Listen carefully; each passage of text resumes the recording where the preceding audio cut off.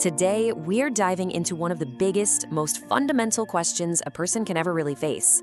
It's a question that shapes our lives in ways we don't even realize, from the smallest daily choice to the biggest, most life-altering decision. And it's as simple as this: what do you want? I know, it sounds almost too simple, right? But how you answer this, not with your words, but with your actions, that can define your entire destiny. The source material we're digging into today suggests that life is constantly asking you this question, presenting you with choices that show what you really value deep down. Okay, to really get our heads around this, let's jump into a story. It's thousands of years old, but believe me, it feels incredibly modern. It's this powerful case study from the book of Genesis, all about making a high-stakes decision when you are under a ton of pressure. So get this picture in your head.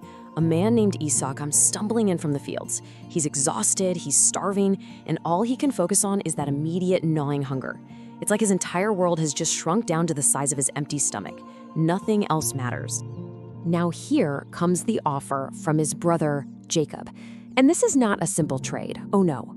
Jacob lays out a monumental choice. Give me your entire future inheritance, your birthright, and I'll give you this one bowl of soup right now. And you can just feel what's going on in Esau's mind here. He's thinking, I'm about to die anyway. What good is a birthright to me if I'm dead? That immediate need is just so overwhelming that the future, it seems worthless. The long-term value is completely overshadowed by his discomfort in this one moment. Let's just break this down for a second. On one side of the deal, you have temporary satisfaction, a single meal that'll be gone in minutes. And on the other side, his entire birthright. We're talking legacy, inheritance, immense future value. The imbalance is just staggering, and it all comes down to a single moment of weakness. And here's the crucial point, the real gut punch. By making that trade, Esau didn't just sell his birthright. The text says he despised it. Wow. His choice revealed that in that moment, he valued his entire future as less than a bowl of soup. He literally devalued his own destiny for a little bit of fleeting comfort. Now, let's switch gears completely. We're going to contrast Esau's choice with a totally different story. We're jumping from that ancient parable to a more modern anecdote that shows a sharp, powerful contrast in what a person can truly want. So the author of our source text shares this personal story from 1986. It was his birthday, and he was asked a very direct question from God. Son, what do you want? It's the same fundamental question Esau faced, but the context, as you'll see, is entirely different. And his answer is just remarkable. He doesn't ask for wealth or health or personal success. He asks for something for his community, something you can't touch, something profound. His desire is completely focused outward on something of eternal value for other people. And the outcome of this choice? Well, it wasn't a fleeting satisfaction that disappeared after one meal.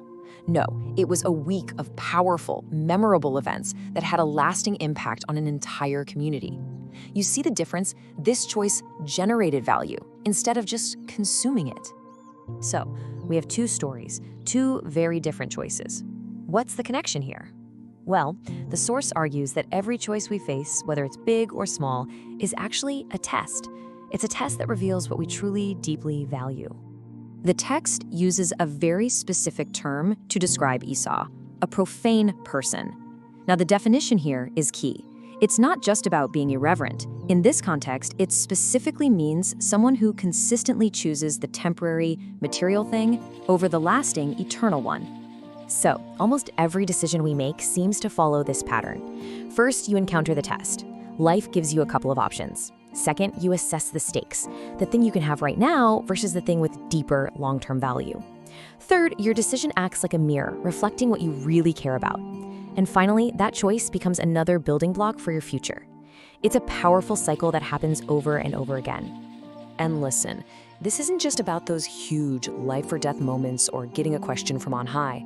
The core lesson here is that our destiny is actually forged in the small daily choices we make. The same test Esau faced for his birthright, we face for our time, our attention, and our integrity every single day. So let's make this really personal. Imagine you were given a blank check, a chance to ask for anything you want with no limits. What would be the very first thing that pops into your mind?